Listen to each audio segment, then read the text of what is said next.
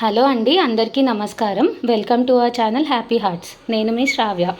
So ఈరోజు నేను మీకు చూపించబోయే రెసిపీ పేరేంటంటే వెజ్ కోఫ్తా కర్రీ. సో ఈ వెజ్ కోఫ్తా కర్రీ మనం రోటీస్లోకి జనరల్గా యూస్ చేస్తాము. అలా కాకుండా జీరా రైస్ ఇంకా ఘీ రైస్ కానీ అలాంటి వాటిలో కూడా మనం చేసుకోవచ్చు యాజ్ అ కాంబినేషన్.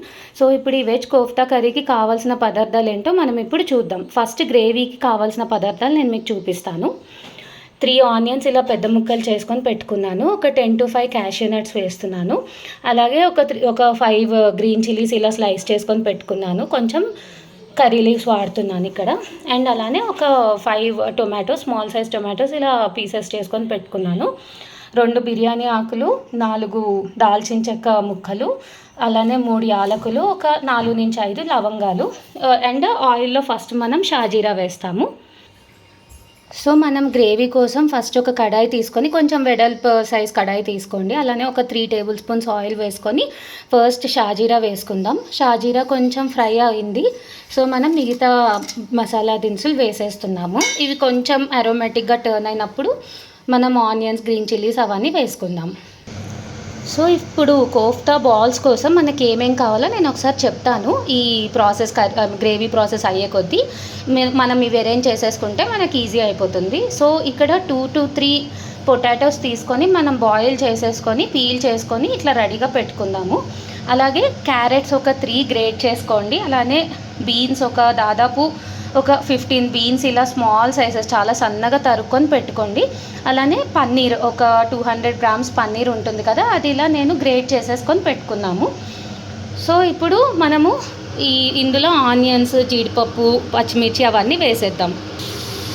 సో మనం ఇలా ఆనియన్స్ వేసేసుకుందాం, పచ్చిమిర్చి, కరివేపాకు ఇంకా జీడిపప్పు వేసేసుకున్నాము. ఇప్పుడు వీటికి సరిపడా ఉప్పు ఇంకా పసుపు వేసేసుకొని మగ్గించుకుందాము. సో మనం ఉప్పు, పసుపు వేసేసుకున్నామండి. ఇప్పుడు లిడ్ క్లోజ్ చేసి మనం దాదాపు ఒక 10 మినిట్స్ వరకు బాగా మగ్గించుకుందాం. సో ఇప్పుడు కోఫ్తా బాల్స్ కోసం ఫస్ట్ ఒక ప్యాన్ తీసుకొని కొంచెం ఒక 1 టేబుల్ స్పూన్ ఆయిల్ వేసుకొని క్యారెట్ తురుము ఇంకా బీన్స్ ఒక 5 మినిట్స్ జస్ట్ దాంట్లో ఉన్న వాటర్ ఎవాపరేట్ అయ్యేదాకా మగ్గించుకుందాము. తర్వాత తీసేసుకొని మనము బాల్స్ ప్రిపేర్ చేసుకుందాం. సో మనం ఈ గ్రేవీలో కొంచెం అల్లం వెల్లుల్లి ముద్ద వేసుకుందాం. సో ఆయిల్ కొంచెం హీట్ అయిన తర్వాత బీన్స్ వేసేసి మనం కాసేపు ఎవాపరేట్ అయ్యేలా చూద్దాము అందులో వాటరు. అప్పుడు కాసేపు ఆగిన తర్వాత క్యారెట్ తురుము కూడా వేసుకుందాము. సో ఆనియన్స్ ఒక హాఫ్ బాయిల్ అయిన తర్వాత మనము టొమాటోస్ కూడా వేసేసుకొని సరిపడా ఇప్పుడు ఉప్పు, కారం అవన్నీ వేసేసుకొని బాగా మగ్గించుకుందాము. సో ఈ బీన్స్ ఫ్రై అయ్యేటప్పుడు మనం ఒక చిటికెడు ఉప్పు వేసుకుందాము వాటర్ ఎవాపరేట్ అవ్వడానికి. అండ్ ఇది కొంచెం మీడియం టు హై ఫ్లేమ్ పెట్టి మనం కొంచెం ఫ్రై చేస్తే తొందరగా వాటర్ ఎవాపరేట్ అయిపోతాయి. ఇప్పుడు మనం బీన్స్ ఫ్రై అయినాయి కాబట్టి క్యారెట్ తురుము వేసేద్దాం. సో మనం గ్రేవీలో ఇప్పుడు సరిపడా ఉప్పు, కారం వేసుకున్నామండి. ఇప్పుడు కలుపుకొని మగ్గించుకుందాం ఒక 10 మినిట్స్. సో మనకి ఇప్పుడు బీన్స్ ఇంకా క్యారెట్ వాటర్ ఎవాపరేట్ అయిపోయినాయి వీటిలో. సో మనం ఇవి కలెక్ట్ చేసుకొని ఇంకా బాల్స్కి ప్రిపేర్ చేసుకుందాం. సో అలానే ఈ కోఫ్తా బాల్స్ కోసము ఒక గుప్పెడు బఠానీలు ఫ్రోజన్ ఉన్నాయి నా దగ్గర. మీ దగ్గర బఠానీలు, పచ్చి బఠానీలు ఉంటే అవి మాత్రం ఖచ్చితంగా ఒక 8 hours సోక్ చేసుకోవాలి.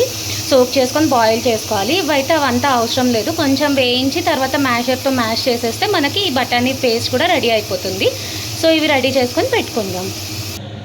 సో ఈ బఠానీలు కొంచెం ఫ్రై అయిన తర్వాత మనం ఇలా మిక్సీ జార్లో బఠానీలు వేసేసుకొని కచ్చాపచ్చగా గ్రైండ్ చేసేసుకుందాం అనుకోండి. కోఫ్తా బాల్స్లోకి మనకి మరీ బఠానీలా తగలదు, బట్ ఈ పీస్ ఫ్లేవర్ కూడా మనకు వస్తుంది.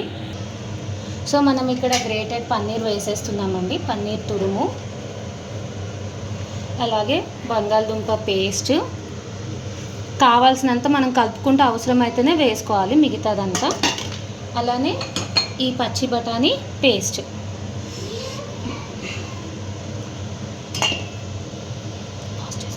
సో వెజిటబుల్స్ అన్నీ మనం వేసేసుకున్నాం కదండి. ఇప్పుడు కొంచెం సన్నగా స్లైస్ చేసిన పచ్చిమిర్చి వేసాను నేను ఇక్కడ. అలాగే కార్న్ఫ్లోర్, ఇంకా కారము, గరం మసాలా, కొంచెం ఆమ్చూర్ పౌడర్ వేసాను. సో ఇవన్నీ వేసేసి ఉప్పు కూడా వేసాము. మనం సరిపడా ఉప్పు కూడా వేసేసుకుందాం. కొంచెం కారం వేసుకుందాం. గరం మసాలా చెప్పాను కదా. సో ఇవన్నీ మనము వాటర్ యాడ్ చేయకుండా ఆల్రెడీ బంగాళదుంప పేస్ట్ వేసాం, కార్న్ఫ్లోర్ కూడా బైండింగ్ కోసం వేసాము. మీకు కార్న్ఫ్లోర్ వేయడం ఇష్టం లేకపోతే ఇవి బేసన్ కూడా అంటే శనగపిండి కూడా వాడుకోవచ్చు. సో ఇప్పుడు నేను ఇవి మొత్తం బాగా మ్యాష్ చేసేసి బాగా కలుపుకొని బాల్స్ చేసుకుంటాను. సో కోఫ్తా బాల్స్కి ఇప్పుడు మిక్చర్ రెడీ అయిపోయిందండి. మనం ఇలా ప్లేట్లో కొంచెం కార్న్ఫ్లోర్ ఇలా స్ప్రెడ్ చేసుకొని రెడీగా పెట్టుకుందాము. ఇప్పుడు ఒక్కొక్కటి బాల్స్ చేసుకొని ఈ ప్లేట్ మీద మనము బాల్స్ అరేంజ్ చేసుకుందాం. సో మనం కోఫ్తా బాల్ ఒక్కొక్కటి ఈ సైజులో చేసుకోవాలండి. ఈ సైజులో చేసుకొని మనము డీప్ ఫ్రై చేసుకుందాము. సో ఈ కోఫ్తా బాల్స్ ఇలా మనం రెడీ చేసేసుకొని కొంచెం కార్న్ఫ్లోర్లో అలా జస్ట్ రోల్ చేసేసుకున్నా, పైనుంచి కార్న్ఫ్లోర్ వేసేసుకున్నా సరిపోతుంది. అండ్ మనము ఈ బాల్స్ ప్రిపేర్ చేయడం స్టార్ట్ చేయకముందే ఇలా ప్యాన్లో ఆయిల్ వేసేసుకొని రెడీ పెట్టుకున్నాం అనుకోండి, మనకి బాల్స్ అయ్యే టైంకి కరెక్ట్గా ఆయిల్ హీట్ ఎక్కిపోతుంది అండ్ మనం ఫ్రై చేసుకోవడానికి ఈజీగా ఉంటుంది.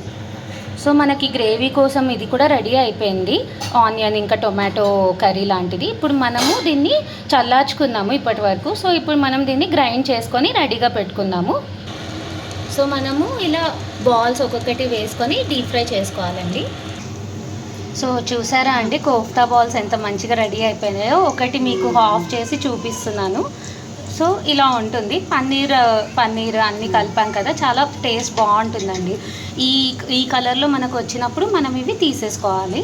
సో మనం ఇప్పుడు గ్రేవీ కోసం మళ్ళీ ఒకసారి ఆయిల్ హీట్ చేసి అందులో కాశ్మీరీ రెడ్ చిల్లీ పౌడర్ వేసాను, టర్మరిక్ వేసాను, అలానే కొంచెము గరం మసాలా, అలానే ఇంకా డ్రై మ్యాంగో పౌడరు ఇవన్నీ వేసేసానండి. కొంచెం కసూరి మేతి వేసాను. ఇది కొద్దిగా ఫ్రై అయిన తర్వాత మనము గ్రైండ్ చేసుకున్న పేస్ట్ ఇందులో వేద్దాం. సో మనకి మసాలాస్ ఫ్రై అయిపోయిన తర్వాత మనము ఈ ఆనియన్ టొమాటో పేస్ట్ వేసేసామండి. వేసేసి బాగా కలిపాము. చూసారా మంచి కలర్ వస్తుంది. ఈ రెడ్ మిర్చి పౌడర్ కాశ్మీరీది వాడితే మనకి సో మనకి 1 టేబుల్ స్పూన్ బటర్ వేసామండి. ఇప్పుడు మనము కాసేపు ఒక 10 మినిట్స్ అలా మగ్గించుకుందాము, ఆయిల్ బయటకు తేలేదాకా.